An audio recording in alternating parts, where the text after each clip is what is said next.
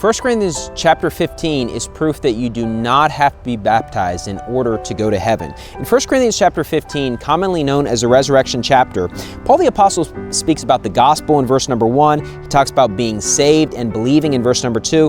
Then he mentions what exactly is the gospel in verse 3. It says, "For I delivered unto you first of all that which I also received, how that Christ died for our sins according to the Scriptures, and that he was buried, and that he rose again the third day according to the Scriptures." What we're seeing the gospel is the death, burial, and resurrection of Jesus Christ. And he says, hey, I received this, I preached it unto you, and it talks about believing it. What it's showing you is salvation is believing in the death, burial, and resurrection of Jesus Christ. But it also shows us the great picture of what baptism is, because baptism is by immersion, and what you're doing is picturing the death, burial, and resurrection of Jesus Christ. And so we have to understand the purpose of baptism is to actually picture salvation. And so if it was salvation, it would actually negate believing on Christ and what he did. It would be about us, and what it's meant to do is just be a picture and show people, this is what I believe in my heart. I do believe that Jesus Christ died, was buried, and rose again. And therefore 1 Corinthians chapter 15 shows us